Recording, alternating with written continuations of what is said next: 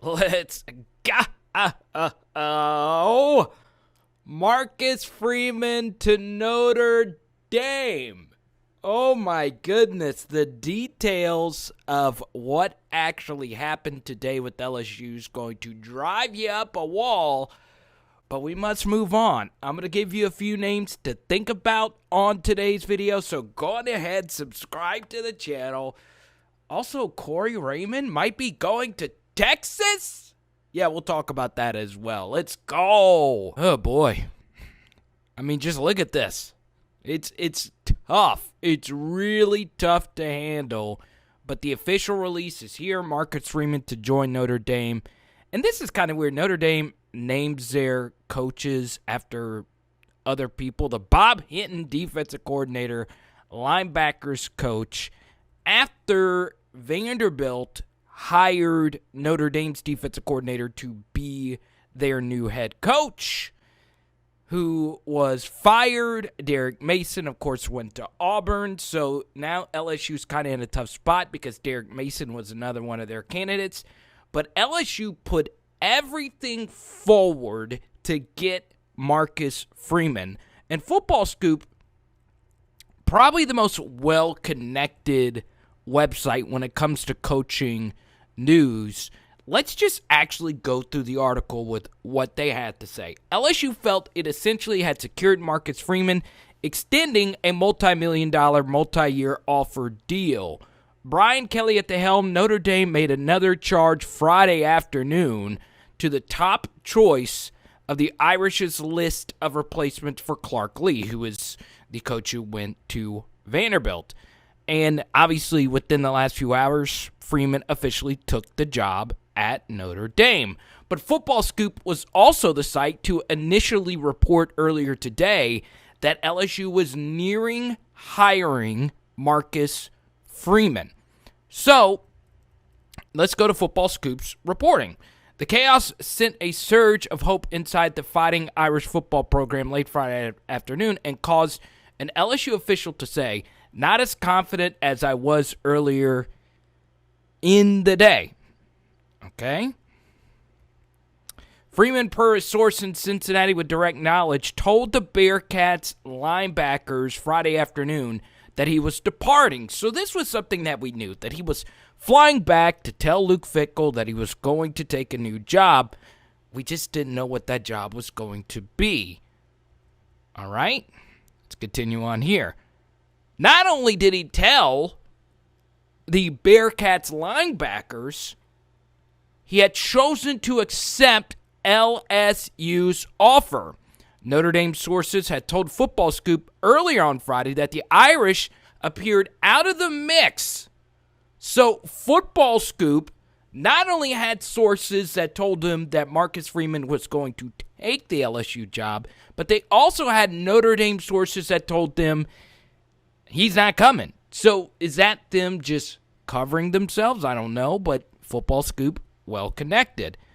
Freeman's deal, per sources briefed on negotiations, was expected to exceed that of the departed Lee, who had a multi-year deal that averaged $1.6 million per year. What I've been told is that this had everything to do with family and location, which leads me to believe something that could concern you. I'm not the only one that heard this, okay?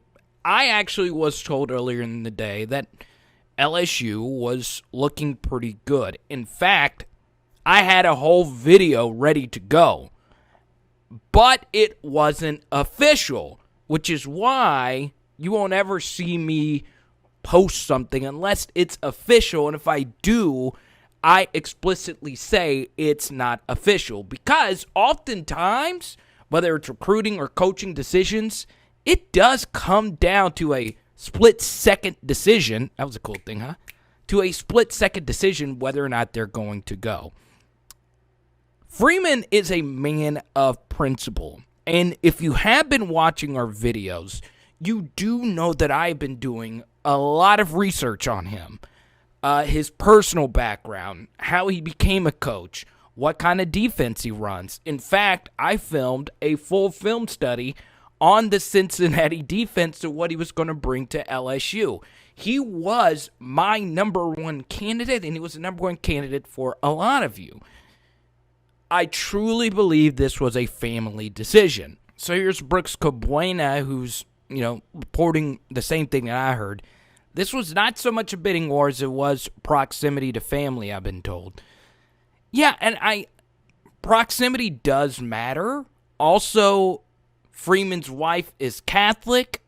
Louisiana obviously is a very Catholic state, but Notre Dame is a Catholic university. That is their brand. So, obviously that made a lot of sense as well regarding his family. But also keep this in mind. Marcus Freeman is a head coach. He's not really defensive coordinator material.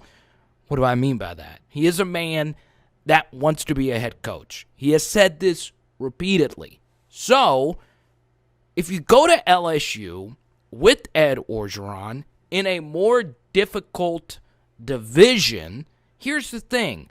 Notre Dame, they're going to keep winning. The schedule Notre Dame plays is nowhere close to as being as difficult as an SEC schedule. But if you were to go to a non-SEC school, Notre Dame is as high of a profile job as you're going to get. It's up there with the Ohio States, the Oklahomas, the Clemsons, maybe not quite to that level, but it is an easier level of competition, and it could get you to a head coaching job quicker if you are dominant there. And I really do believe Freeman is a superstar in this industry, and I do believe in a year or two he's going to be a head coach. Is this the worst thing to happen to LSU? No, okay? But it's not. This is my biggest problem, is that LSU really went all in on Marcus Freeman. That's part of the reason, I've been told, why Jake Peetz and DJ Mangus were hired quickly, because it allowed them to zero in, put a full court blitz on Marcus Freeman for this job. And here's one of my buddies, Posier. You got to understand, we are all LSU fans. We all love the SEC. We understand what the LSU brand can do for you. But we are mostly Southerners. We like living in the South. We hate brutal winters. Well, Midwestern guys are different. Now, I know we have some Midwestern friends. One of my best friends is in Chicago. We've been talking sports cards all day.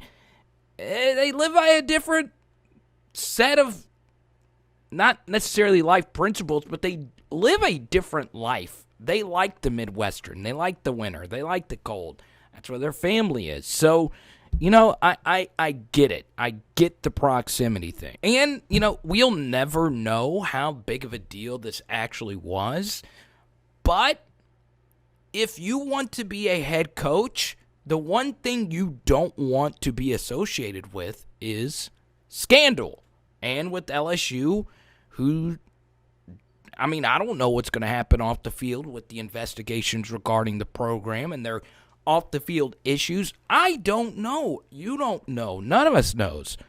But if you're an outsider and you have no ties to LSU and you have an opportunity to make close to $2 million in the Midwest where your family could be closer, that peace of mind, even if LSU was offering him a Dave Aranda or, let's say, a Bo Pelini type of salary at 2.3 or 2.5, that peace of mind is also something that works into it. Also, you cannot shortchange autonomy, which I have said from the get-go makes it really hard for LSU to hire a defensive coordinator because LSU has a defensive-minded head coach. Marcus Freeman, from what I've been told, was told that he was going to get to do his own thing without really any input from Ed Orgeron regarding scheme. Is it going to be a 4-man front? Is it going to be a 3-man front? But what I was also, just a simple rational mind could tell you that going to Notre Dame, where Brian Kelly is an offensive coach, gives Marcus Freeman the confirmation that he's going to have full autonomy over his own defense. So I do think that plays a role, and LSU must move on. So let's take a look at a few names who could be LSU's next defensive coordinator. Obviously, Barry Odom is still at Arkansas, and as Trey Biddy and a lot of my friends up there reported, Barry Odom has confirmed that he is going to stay at Arkansas. His name was rumored to be the Texas defensive coordinator who, well, they're actually still looking for a defensive coordinator. Barry Odom's a name that LSU respects a lot. Ed Orgeron respects a lot. Barry Odom's name was connected to LSU. Well, we'll see. I don't think Barry Odom's going to leave Northwest Arkansas. My sources in Arkansas say that Barry Odom is extremely happy being close to where he was in Missouri for a long period of time. His family is super happy, and unless he's leaving for another head coaching job, Barry Odom will remain at Arkansas. Here are a few other names to keep in mind. David Reeves at UAB. And by the way, this is all from our defensive coordinator, our initial piece. David Reeves at UAB, Brad White at Kentucky, even though I've heard he will be taking, his next stop will be a head coaching job. We already talked about Barry Odom. I do like Glenn Schumann, the young co-defensive coordinator at Georgia, and Charlie Strong at Alabama. Do not count out Charlie Strong as the next defensive coordinator. But obviously, none of these guys excite me the same way that Marcus Freeman would excite me. Now, what about Will Muschamp? Obviously, this is a guy who's been at LSU. He's obviously still out there in the ether. I don't think LSU goes down this route again, hiring a former LSU has-been who won a national championship as a defensive coordinator, because that didn't necessarily work out with Bo Pelini. But that doesn't mean that Will Muschamp and Bo Pelini are the same person. The problem here is the same reason why I was very skeptical of the Derek Mason hire. Well, both of their defenses these last couple of years have been bad. Okay, and I know being a head coach and a defensive coordinator are two completely different things. But bad, folks. Bad, bad, bad. So I would also stay away from Will Muschamp. If LSU were to lose Corey Raymond, how big of a deal would that actually be to LSU? Or will Ed Orgeron just decide to allow Corey Raymond to be the defensive coordinator at LSU? I don't know. I'm going to say the same thing I said about Corey Raymond in my defensive coordinator piece. If you were going to allow him, or if you were going to think about him calling plays, I would have much rathered him have the opportunity to call plays when you knew you were going to get rid of Bo Pelini. That, to me, would have made more sense, but I get it. You didn't want to lose recruiting. You didn't want to make any choices in. But to hire Corey Raymond to be your defensive coordinator without actually, seeing him call plays, that would be pretty difficult to do. Boom! It is Power Hour LSU. Boom! I'm so sad. I wanted you so bad, Marcus. I really did. Oh, yeah, for those that stayed till the end of the video, thanks for everyone reaching out about Booger. Her appointment went well. So thank you guys so much. Thank you for your donations.